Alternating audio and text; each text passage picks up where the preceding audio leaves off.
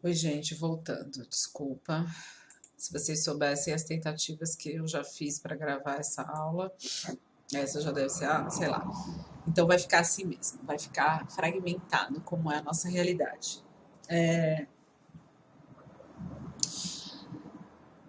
Vamos observar o que ele narra. Então, representa um anjo que parece querer afastar-se de algo que ele encara fixamente. Seus olhos estão escancarados, sua boca dilatada, suas asas abertas. O anjo da história deve ter esse aspecto. Aí é o mais importante. Seu rosto está dirigido para o passado, ou seja, ele está de costas para o futuro. Né? Ele é exatamente o oposto do que faz o historiador historicista, né? Que segue esse fluxo triunfante. Ele tá de costas. Então ele tá sendo empurrado, né? Seu rosto é dirigido ao passado. Onde nós vemos uma cadeia de acontecimentos, né? Ele vê uma catástrofe única, que acumula incansavelmente ruína sobre ruína e as dispersa a nossos pés. Ele gostaria de deter-se para acordar os mortos e juntar os fragmentos. Mas uma tempestade sopra do paraíso e prende-se em suas asas com tanta força que ele não pode mais fechá-las. Essa tempestade o impele irresistivelmente para o futuro, ao qual ele vira as costas, enquanto o amontoado de ruínas cresce aos seus pés. Essa tempestade é o que chamamos de progresso. Acho que isso não preciso nem explicar para vocês, está muito já claro, né? O que são todos os elementos que a gente vai ver na obra dele, condensadas principalmente nessas teses e nessa tese. Né? É a noção da alegoria também muito presente. Né? A questão dos braços abertos é a tentativa de resgatar. Né? Portanto, os escombros, os vencidos, né? Mas ele é impelido pelo progresso. Então, ele também não, ele não consegue realizar um resgate, né? Mas ele tenta. E, então, enfim, é uma promessa também não realizada. Né? É um quadro trágico na leitura do Benjamin. Esse quadro se encontra hoje no Museu de Jerusalém. Tá?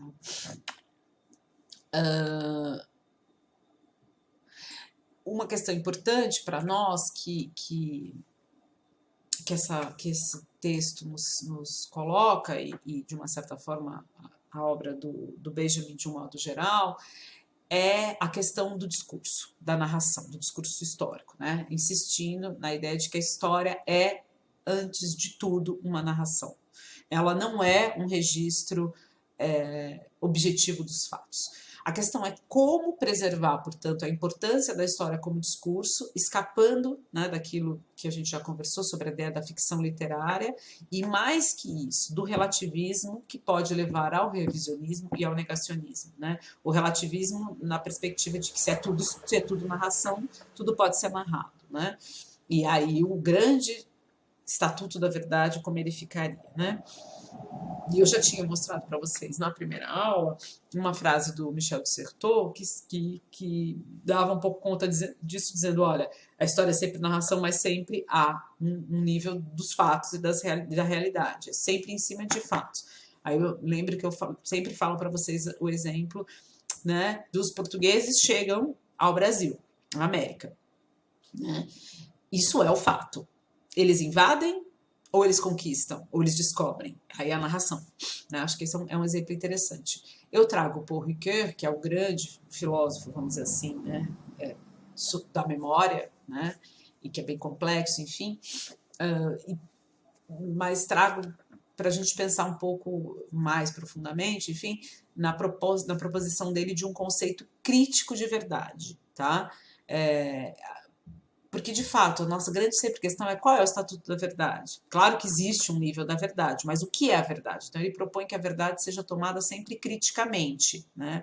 Que ela não se esgote em procedimentos de adequação e verificação, que ou são procedimentos das ciências exatas, das ciências naturais, ou do discurso jurídico, por exemplo, tá? Mas que dê conta, novamente, inspirado no Benjamin, do enraizamento e da pertença que precedem a relação do sujeito aos objetos. Né? Quem está narrando? Quem está narrando que o Brasil foi descoberto? Né? Lembrando que a história é sempre simultaneamente narrativa e processo real. Tá?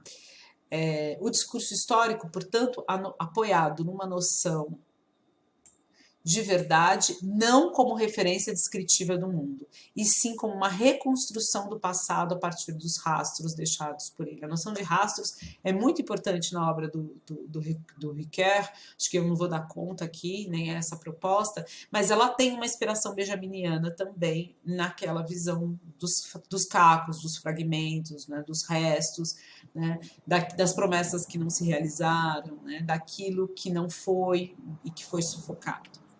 E seguindo, portanto, essa noção de restos, de cacos, né, a gente chega, portanto, no Michel Pollack, que é era, né, ele é falecido, um sociólogo, vamos dizer assim, que sucede, né, é possível a gente dizer, o Halby Wachs, em muitos anos, claro, ele sucede no sentido de que ele é hoje, talvez, na tradição francesa, certamente, o grande sociólogo da memória. E que vai trazer, em oposição ao Halby Wachs, o caráter problemático, de disputa, né, disruptivo da memória, né, da memória coletiva, né, e não o caráter da coesão, né, da coesão social, da ordem, né, aquela inspiração durkheimiana do Halby Wachs. Mas ele vai tomar, de todo modo, os referenciais também do Halby Wachs sobre a memória coletiva, né? Então vamos dizer que ele faz um casamento aí do Halby Wachs com o Benjamin, né? E vai produzir esse conceito de memórias subterrâneas, e também vai ser um autor que vai perseguir muito a ideia da formação da identidade social e individual a partir da noção das memórias coletivas, tá? Ele teve uma contribuição muito grande nesse campo.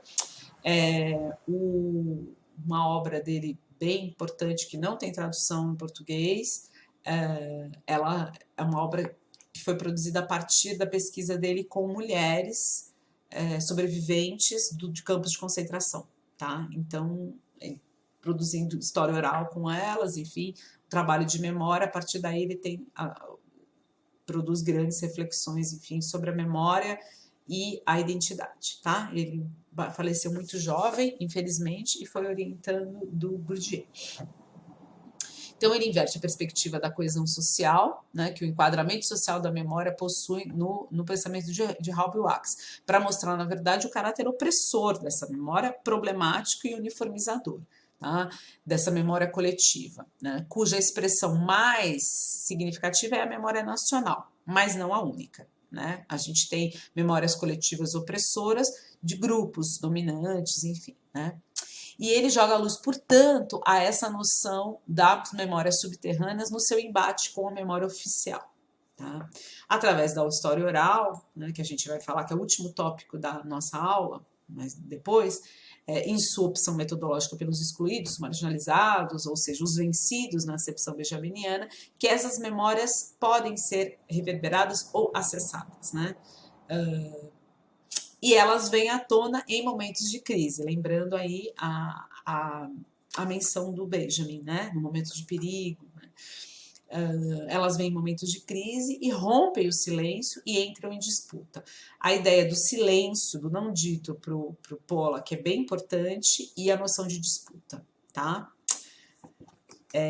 Esse é um autor muito, muito importante. Ele era austríaco, né? Então isso vai ter um impacto muito grande, vocês vão ver na obra dele, porque a Áustria, né?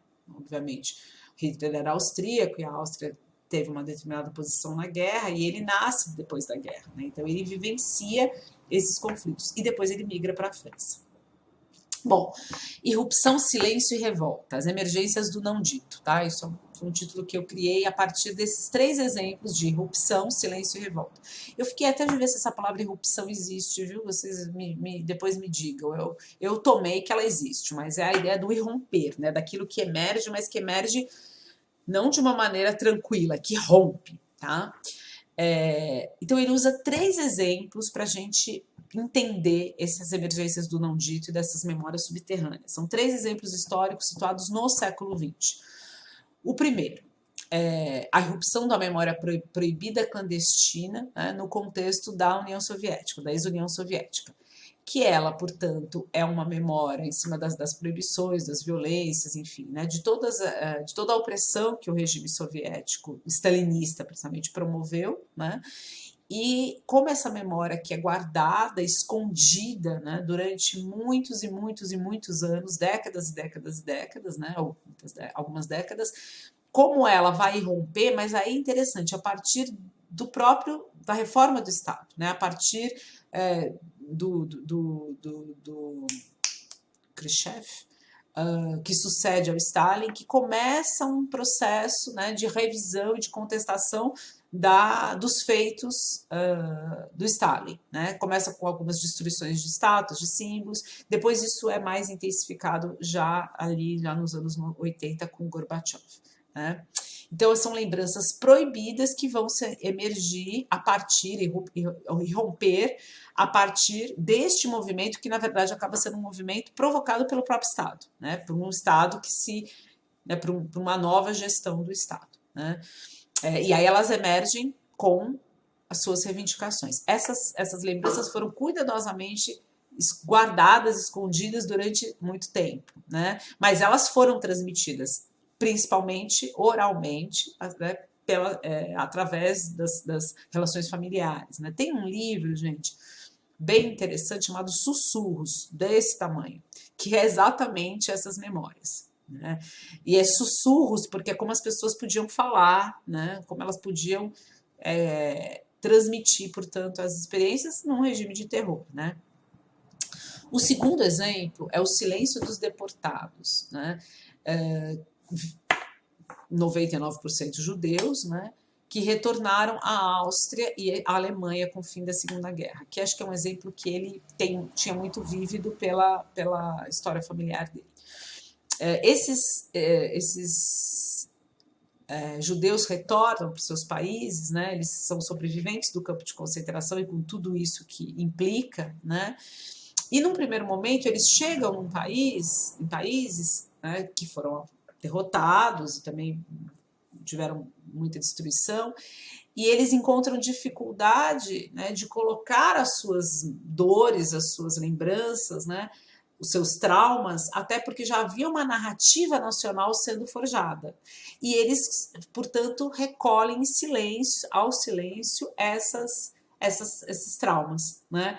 Mas no momento em que a morte se aproxima, né, eles passam, portanto, elas e eles a narrar, né, que é bem o trabalho do Pollack, né, frente a uma escuta atenta que se coloca, né, em organizações, ou principalmente em asilos, em contextos, ou pela própria seus descendentes, né, que estimulam essa fala, e aí essas lembranças que eram indizíveis, né, elas aparecem na forma do testemunho, também soterradas e emergem. E o terceiro exemplo é a revolta, é o mais interessante, eu acho, quer dizer, um dos mais interessantes, que é a revolta dos alsacianos e lorenos, que eram, né, é uma região que sempre foi de disputa entre a França e a Alemanha, era francesa no começo da Segunda Guerra, os alemães anexam, né, no contexto aí dos momentos áureos, né, dos nazistas, eles anexam e recrutam à força. Primeiro eles tentam um recrutamento voluntário, não havendo, eles recrutam essas populações à força à guerra, né? E depois eles são obrigados a lutar, portanto, né? E ao perder a guerra, né, estando ali naquele lugar de alemães, recém-alemães, eles são aprisionados pelo Exército Vermelho e muitos só retornam na década de 50, né? E retornam também absolutamente silenciosos, né? As lembranças dele, eles chamam de lembranças envergonhadas, mas na verdade são lembranças é um ressentimento profundo. Eles têm um ressentimento com os alemães, obviamente, com os russos, mas o maior ressentimento deles é com os franceses, né? Porque eles retornam para a França, que de fato é o país deles, mas que eles não se sentem identificados com esse sentimento nacional, né? Então eles têm um ressentimento muito grande, mas isso demora muito tempo para aparecer, né? Precisa de uma organização de uma lembrança, né? E essa organização ela virá a partir de uma memória coletiva que vai ser cuidadosamente organizada, aí a questão dos grupos, né? Das organizações que se formam de ex-combatentes da Alsácia e Lorena, elas vão, portanto, orientar essa narrativa, orientar essa lembrança, essa memória, com vistas, à verdade, à responsabilização. Quer dizer, o desejo deles é de escrever a responsabilização de cada um, né, desses que impuseram, portanto, a eles essa condição de violência. Para Pollock, os três exemplos têm o que os três exemplos têm em comum? Os três exemplos tratam, portanto, são testemunhos de lembranças que foram reprimidas, né, por indivíduos e por grupos, mas que foram guardadas, né, durante muito tempo em estruturas de comunicação informais, né? Em algum caso, estruturas de comunicações informais, em outro, como o caso dos judeus, elas nem foram guardadas em estruturas de comunicação, elas foram realmente mantidas em silêncio com os próprios sujeitos, né? Mas nos outros dois casos elas foram guardadas nessas estruturas de comunicação informal e transmitidas por gerações através de redes de sociabilidade, né? No caso também das ex-detidas dos campos de concentração, foram também transmitidas aos seus descendentes, né?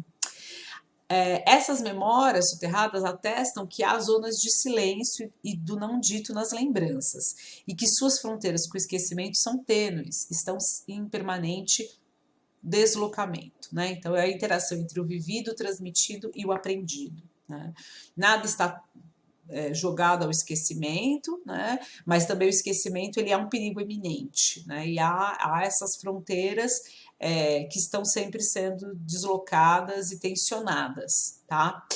Elas impõem, essas memórias, uma reinterpretação do passado, sobretudo de uma memória oficial construída por montagem ideológica, por definição precária e frágil, né? Toda montagem ideológica que, de fato, precede, né, um discurso oficial, ela tem uma fragilidade que vai ser maior ou menor, segundo o Pollock, de acordo com a justificação, ou seja, se ela é precedida de alguma justificação, né, ela ainda tem um pouco mais de sobrevivência. Agora, quando ela não tem uma justificação, que é o nosso caso, por exemplo, né, como justificar a escravidão, né, como justificar o genocídio indígena, né, não tem essa justificação, né? Eu aprendi na escola o quê? Não tem. Ele era preguiçoso, ele não era, ele era primitivo. Não é uma justificação suficientemente consistente, né? Então isso vai levar, com o tempo, à irrupção das memórias soterradas,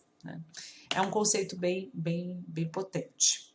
Agora a gente chega no último ponto, tá? Acho que são só 2 slides, que é a questão da história oral e da memória, a relação entre essas duas realidades, né? Acho que eu falei um pouco no último encontro noturno, que a história oral, ela é mais do que ela não é um método, né? Porque se ela fosse simplesmente um método, ou se ela fosse uma técnica, né? Qualquer entrevista seria uma história oral, né? Uma entrevista jornalística, uma entrevista de emprego, enfim, qualquer relato, né, que é registrado seria história oral. E não, né? A história oral, ela na verdade, ela se traduz como uma opção, né, uma realidade epistemológica, né, ou seja, perante um determinado conhecimento, é uma postura na produção de um conhecimento, ela tem também uma opção metodológica e ideológica, né? Uma tomada de posição desse pesquisador, desse sujeito pesquisador, né? E a gente vai entender o que é isso. E por isso ela está muito associada aos estudos da memória. É possível fazer uma história oral sem entrevista, né? A etnografia, por exemplo, ela é uma técnica muito importante de história oral, né? Você não precisa registrar, gravar ou anotar, né? Tudo que é transmitido oralmente a partir de uma preocupação, que é essa preocupação orientada, né, de revelar promessas não realizadas, dos dominados, dos vencidos, dos marginalizados, né? Tensionar uma história oficial, uma história de violência dos dominadores, você está orientado para a produção do que se chama do campo da história oral, que não por acaso vai ser um campo que também vai emergir a partir da década de 60 na história, ele vai ser reconhecido nesse contexto das transformações que a gente já falou tanto, tá? Que também são transformações teórico-metodológicas no campo da história e das ciências humanas, né? Em que passam, portanto, a ser valorizadas as histórias de vida, biografias, microhistórias, enfim, microhistória, né? Enfim, a prevalência ou a importância da narração, né, no discurso histórico. E a aproximação, como eu coloquei, maior aproximação aos antropólogos e ao método etnográfico. É uma metodologia, né, uma epistemologia, não uma técnica, como eu falei. Pressupõe uma postura do pesquisador que, em sua subjetividade, né, em que sua subjetividade e a subjetividade do pesquisado interagem, de modo a acessar uma realidade vivida por esse, que pressupõe negociação de saberes, práticas e interesses entre os sujeitos, que não raro apresentam posições sociais distintas. Tá? Esse é mais ou menos um conceito que está no texto da professora Marilda Menezes, nossa professora do Programa de Ciências Humanas e Sociais, de pós-graduação, que é uma referência nos estudos de memória no Brasil. E eu acho que é uma advertência interessante, né? Porque mostra isso. Na verdade, você tem duas subjetividades atuando, e a partir desse encontro, né, uma determinada realidade vivida vai ser transmitida, né, dessa experiência desse sujeito pesquisado. Né? Mas ela pressupõe muitas negociações, né, para que ela seja, enfim, transmitida. E essas negociações, elas passam por uma postura que é ideológica também, um compromisso, né, um compromisso político, né, do uso que se faz daquilo e também de como se registra aquilo. Né? E levando em consideração, sobretudo, essa dimensão, que as posições sociais nesse campo são distintas, né, entre o pesquisador e o pesquisado. Tá? O Felipe Juttá, que é um historiador da história do tempo presente, ele elenca 3 proposições da história oral, né? do que a história oral pode se propor a alcançar, né? Que é a escutar a voz dos excluídos, né? Ou, na acepção do Michel Trebich, que é um grande historiador também do tempo presente, a expressão que você já deve ter ouvido, a história vista de baixo, né? Essa expressão ela ficou muito consagrada, né, como justamente uma tarefa, né, uma meta da história oral. Tá? O segundo, lançar luz às realidades indescritíveis, né, que é aquelas realidades que não podem ser acessadas pela frieza dos documentos, né? Elas não dão conta de retratar, ou pelo trauma, né, ou porque, de fato, né, são elementos que só a subjetividade, né, do sujeito histórico pode transmitir. E dar o testemunho das situações de sofrimento extremo. Aí, realmente, os holocaustos, os extermínios, as violências, e a ideia do testemunho, quer dizer, isso eu também trouxe na primeira aula, como o testemunho passa a figurar uma fonte histórica de maior relevância. Tá? E o último slide é a transcrição de um artigo que consta num livro que, infelizmente, eu não consegui PDF dele, tá? Do Michel Trebich, que, como eu falei para vocês, é um grande historiador da Cátedra História do Tempo Presente, né, na França, e ele dá uma definição sobre está no texto da professora Marilda, ele dá a definição do que é história oral com um outro paradigma, e eu acho que é fantástica. Tá? Opondo a fria trilogia acadêmica, Estado, História, Escrita, a sua própria trindade, revolução, memória, oralidade, a história oral assume um projeto utópico de democratização da história. Lembrando que utopia não é algo não realizável, né? Mas é uma dimensão do topos a alcançar. Democratização da história contra a instituição, a civilização, o progresso, a cidade, propondo desenvolver a palavra, propondo devolver a palavra ao povo, ao rural, ao primitivo.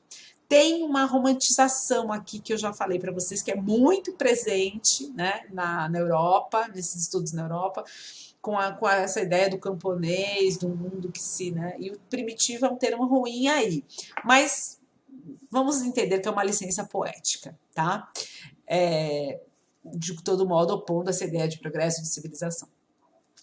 História quente, militante, história dos excluídos, em que o oral se opõe ao escrito, como a natureza à cultura, o vivenciado ao concebido, o verdadeiro ao artificial. A história oral construiu sua identidade sobre um sistema maniqueísta de antinomias, de que decorrem os seus princípios metodológicos, uso da pesquisa de campo e da observação participante, abertura interdisciplinar para as demais ciências. Tá? Então, a observação, o campo e essa interdisciplinaridade. Quer dizer, ele joga com essas dicotomias maniqueístas, é uma brincadeira, vamos dizer assim, é uma brincadeira semântica, né? Para jogar com esse campo do desvalorizado com o valorizado, tá? Aqui está a bibliografia, e a última coisa que eu quero dizer é assim, há mais 2 textos que eu vou colocar como complementares, mas que eles não são complementares, vocês precisam ler.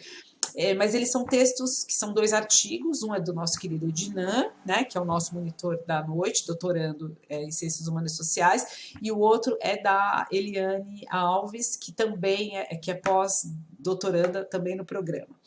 São 2 exemplos, né, de uso de história oral, de memória, de narrativa, de experiência, em pesquisas bastante concretas, né? No caso do Ednan, com os usuários de crack na Cracolândia, ou usuários ou ex-usuários, enfim, como ele usa da história oral para traduzir as experiências, as expectativas e as identidades desses sujeitos para muito além, né, de uma trajetória que é marcada pela figuração do Noia, né, de alguém que perdeu tudo e o controle, enfim, e foi atravessado pelas circunstâncias e não agiu como um sujeito também de agência, quer dizer, é a história oral, porque ela vai refletir essas experiências desses sujeitos, né? E no caso da Eliane com relação a algumas situações de campo, mas que sempre envolvem a remoção de pessoas, o despejo forçado, né, o reassentamento, e como essas pessoas, esses sujeitos, nas suas narrativas, eles torcem completamente as concepções subalternizantes de removido, né, de sem-teto, né, para reescrever o legal e o legal, né, em outras diagramações assim da vida, né, e das suas próprias identidades. Então, são 2 textos bem importantes que aplicam, de uma certa forma, toda essa discussão, toda essa teoria que a gente discutiu um pouco aqui nessa aula, tá? É isso, ficou uma aula de 2 partes, porque para variar eu não sei dar pausa ou do stop, uma aula emocionante, assim, para mim, eu espero que a gente possa discutir sobre ela, tá bom? E é isso, se cuidem, e até mais.